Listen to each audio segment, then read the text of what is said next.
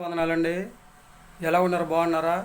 ఈ దిన వాక్య ప్రకారం మనం చూసుకున్నట్లయితే దేవుడు తన పరిశుద్ధ లేఖన ధర్మంతో మాట్లాడుతూ ఉన్నాడు అనమాట అండి. మొట్టమొదటిగా జకరియా గ్రంథంలో నుండి దేవుడు మనతో మాట్లాడుతున్నాడు అనమాట అండి.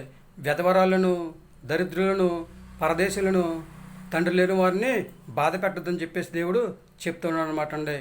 అలాగే మన హృదయం మందు ఎవరికైనా కూడా కీడు చేయొద్దని చెప్పేసి దేవుడు తన పరిశుద్ధ లేఖనం ద్వారా చదివిస్తూ ఉన్నాడు అనమాట అండి. దేవుడు ఇచ్చిన మహావచనం బట్టి రెండవదిగా మనం చూసుకున్నట్లయితే అండి, లోకస్వార్తలో దేవుడు ఒక మాట మాట్లాడుతున్నాడు అనమాట అండి. మీరు విందు చేయనప్పుడు కుంటివారనేమి, గుడ్డివారనేమి, అంగహీనులందరినీ కూడా పిలిచి సహాయం చేయమని చెప్పేసి చెప్తున్నాడు అనమాట అండి. ఎందుకంటే వాళ్ళ దగ్గర మీకు ఉపకారం చేయడానికి ఏమీ ఉండదన్నమాట అండి. అందుకే వాళ్ళు ఎవరు పిలవరు అనమాట అండి. ఎవరైతే పిలుస్తూ ఉంటారో వాళ్ళందరికీ కూడా దేవుడు ప్రత్యుపకారము చేస్తానని చెప్పేసి దేవుడు చెప్తూ ఉన్నాడు అనమాట అండి. ఏంటంటే దేవుడు చేసే ప్రత్యుపకారం అనేది దాన్ని మనం చూసుకున్నట్లయితే అండి, నీతిమంతుల పునరుద్ధానంలో పాల్గొనేటట్లు చేస్తానని చెప్పేసి చెప్తూ ఉన్నాడు అనమాట అండి. ఇలాగ వికలాంగులను ఎవరైతే పిలిచి సహాయం చేస్తూ ఉంటారో వాళ్ళందరికీ కూడా నీతిమంతుల పునరుద్ధానంలో పాల్గొనేటట్లు దేవుడు చేస్తానని చెప్పేసి దేవుడు తన పరిశుద్ధ లేఖనం ద్వారా చదివిస్తూ ఉన్నాడు కనుక మనందరము కూడా చక్కగా సహాయం చేసే సహజ లక్షణాన్ని కలిగి ఉందామంటారా? మూడవదిగా మనం చూసుకున్నట్లయితే హెబ్రీయులకు రాసిన పత్రికలో చక్కగా ధర్మం చేయట, ఉపకారము చేయట మర్చిపోవద్దని చెప్పేసి దేవుడు తన పరిశుద్ధ లేఖనం ద్వారా చదివిస్తున్నాడు అనమాట అండి. మనందరము కూడా దేవుని పిల్లలను కనుక చక్కగా ఇతరులకు సహాయం చేసే సహజ లక్షణం మనము కలిగి ఉండాలండి. ఎవరైతే ఇతరులకు సహాయం చేస్తూ ఉంటారో ఏదైనా మనకు ఆపద కలిగినప్పుడు దేవుడు మనకు కూడా సహాయం చేస్తూ ఉంటాడు అనమాట అండి. కనుక మనందరము కూడా దేవునికి తగినట్లుగా జీవిద్దామండి. దేవునికి అంగీకారంగా జీవిద్దామా? దేవుని భయభక్తులు కలిగి దేవుడు చెప్పినట్లు చేద్దామండి.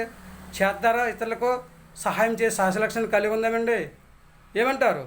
చక్కగా దేవుడు మనందరిని కూడా దీవించి ఆశీర్వదించి ఇతరులకు సహాయం చేసే సహజ లక్షణాన్ని కలిగి ఉండే యోగ్యత దేవుడు మనందరికీ దయచేయను గాక. ఆమేన్. మరొకసారి మనం చూసుకున్నట్లయితే అండి, మనం ఒకరి ఎడల ఒకరు ప్రేమ కలిగి జీవించాలన్నమాట అండి. ఒకరికొరకు ఒకరు ప్రార్థన చేసుకోవాలన్నమాట అండి.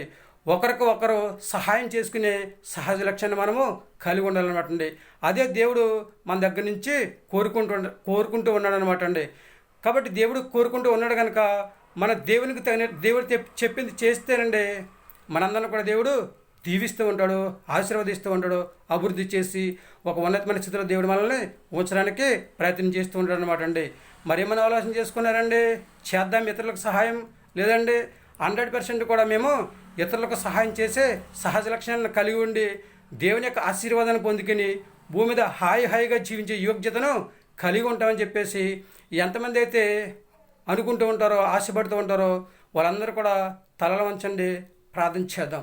దేవుడు మనందరికీ కూడా సహాయం చేసే సహజ లక్షణాన్ని దేవుడు దయచేయను గాక. ఆమె ప్రార్థన చేద్దామా? కళ్ళు మూసుకొని. మహాపరిశుద్ధుని పరలోకపు తండ్రి, నీ ఘనమైన పాదం లెక్కలేని స్తుతి స్తోత్రాలు ప్రభా. ప్రతి బిడ్డకిని తండ్రిస్తుంది ప్రభా. ఎదుటి వారికి లేదా తోటి వారికి తండ్రిస్తున్నారు, పక్క వారికి తండ్రిస్తున్నారు. ఎవరైతే కష్టాలు ఉన్నారో, బాధల్లో ఉన్నారో, ఇబ్బందులు ఉన్నారో, ఇరుకుల్లో ఉన్నారో తండ్రి, సమస్యల్లో ఉన్నారో, శోధనలో ఉన్నారో తండ్రి ప్రభా, వాళ్ళ దగ్గరికి వెళ్ళి తండ్రిస్తోత్రం ప్రభా. సహాయం చేసే సహజ లక్షణాన్ని కలిగి ఉండే యోగ్యతను ప్రభా ప్రతి బిడ్డకు మంచి మనసును దయచేయని ప్రార్థిస్తున్నాం తండ్రి. నీకు వందనాలు తండ్రి. కనీసం తండ్రి ప్రార్థన చేయడానికి ప్రభా తగిన సహాయం దయచేయండి, మంచి మనసును దయచేయండి. లేదు తండ్రిస్తాను ప్రభా, ఏమీ చేయలేని పరిస్థితుల్లో ఉన్నప్పుడు తండ్రి మౌనంగా ఉండే యోగ్యతను దయచేయని ప్రార్థిస్తున్నాం ప్రభా. ఎందుకంటే తండ్రి ప్రభా ఎవరిని దూషించకూడదో, ద్వేషించకూడదో, అవమానపరచకూడదు తండ్రి. నీ పిల్లలను కనుక తండ్రిస్తున్నాం ప్రభా. అందరి ఎడల ప్రేమ కలిగి జీవించే యోగ్యతను ప్రతి బిడ్డకను దయచేయండి. అందరికి మంచి ఆరోగ్యం దయచేయండి తండ్రి. గర్భిణీ స్త్రీలను, బాలింతరాలను, వివాహం కోసం ఎదురు చూస్తున్న వారిని, ఉద్యోగం చేస్తున్న వారిని, వ్యాపారం చేస్తున్న వారిని, శోధనలో ఉన్నవారిని, సమస్యలో ఉన్నవారిని తండ్రిస్తున్నావా. అలాగే తండ్రి చక్కగా తండ్రి సంతానం లేని బిడ్డలను తండ్రిస్తున్నావా. అనారోగ్యం బాధపడుతున్న బిడ్డలందరినీ కూడా జ్ఞాపకం చేసుకుని ప్రతి ఒక్కరికి మంచి ఆరోగ్యం దయచేసి అందరూ ప్రభా ఎదుటి వారికి సహాయం చేసే మంచి లక్షణమును కలిగి జీవించే యోగ్యతను ప్రతి బిడ్డకి మంచి మనసు దయచేయమని, ప్రతి ఒక్కరికి మరొకసారి మంచి ఆరోగ్యం దయచేయమని, అందరూ కూడా దీవించి ఆశీర్వదించమని మా కొరకు తరగరన్న యేసుక్రీస్తు వారి ప్రశస్తమైన నామములో అడిగి వేడుకుంటున్నాము తండ్రి. ఆమేన్. అందరికీ వందనాలండి. తిరిగి దేవుని ఆశీర్వాదాలు మీకు తోడుగా ఉండునుగాక.